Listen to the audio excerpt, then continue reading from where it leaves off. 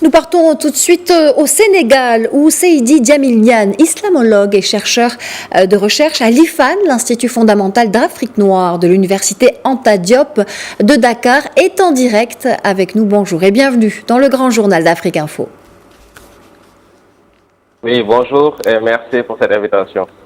L'Eid al-Adha ou l'Eid al-Kabir est la fête la plus importante de l'islam.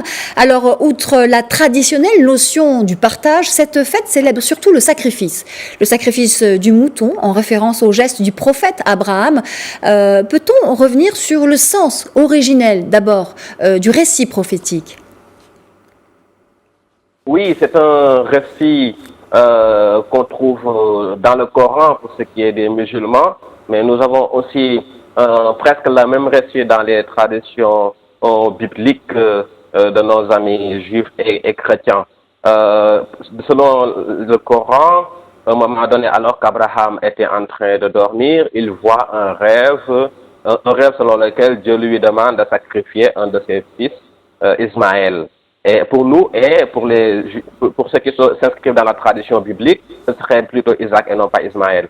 Mais après s'être réveillé, Abraham va s'adresser à Ismaël pour lui demander son avis. Et Ismaël lui dit, fais ce que Dieu te demande, ça veut dire sacrifie-moi. Et au moment où il se met à le sacrifier, voilà qu'un joli mouton vient secourir Ismaël, raison pour laquelle aujourd'hui encore nous le faisons.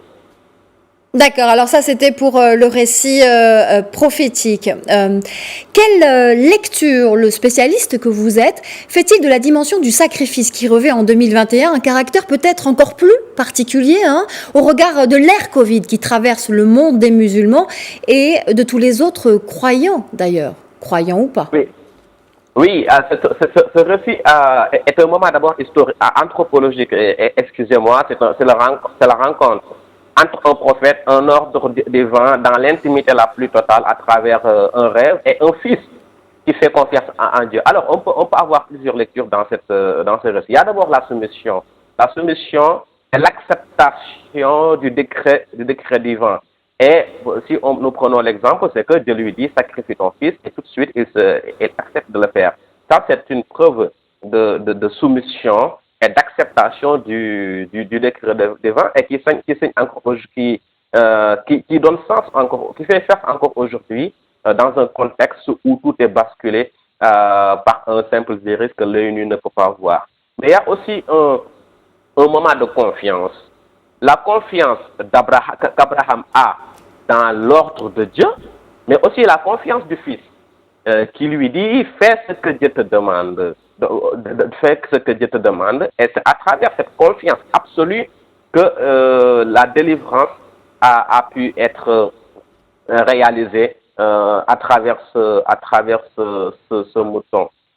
Mais aussi, je pense que c'est un moment d'intimité et je pense que la Covid aujourd'hui nous a tous cloîtrés dans nos maisons à travers les confinements où on est en train de vivre d'autres moments d'intimité que peut-être nous ne pouvions pas vivre sans la Covid. Alors ça, c'est un moment d'intimité entre Abraham et Dieu. Parce que comme j'ai eu à le dire tout à l'heure, l'ordre est venu directement à travers un songe et non pas à travers la révélation dans laquelle l'ange Gabriel serait l'intermédiaire entre Dieu et Abraham. Et ça, l'intimité était directe. Et je pense que la Covid aussi, c'est un moment qui nous permet d'être plus dans l'intimité avec nos proches, avec nos campagnes, nos mamans, nos frères et sœurs, mais aussi dans l'intimité avec Dieu. Et le plus important, à mon avis, c'est ça le sens même du récit et le symbolique, c'est un moment de sacrifice, parce que quoi de plus douloureux que de sacrifier son enfant? Et aujourd'hui encore, on a des proches qui sont emportés par ce virus,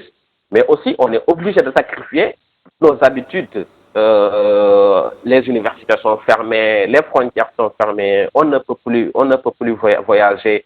Toutes nos habitudes, nous étions obligés à un moment donné de les abandonner. Je pense que ce moment de sacrifice, les musulmans l'ont toujours vécu à travers les siècles, mais je pense que la Covid vient donner un autre sens à ce récit prophétique, hautement symbolique, parce que ça façonne l'Aïd al-Adha et le Hajj depuis des siècles. Et peut-être ce que je dois préciser, c'est que j'ai dit au début que le sacrifice, ça se faisait depuis des siècles, même avant l'islam, que ce soit pour des dieux ou pour un dieu, mais avec l'instauration du Hajj par le prophète, l'intentionnalité a changé. C'est-à-dire on ne fait plus de sacrifice pour des dieux, ni pour Lat, ni pour Uzza, mais pour le Dieu absolu qui est Allah.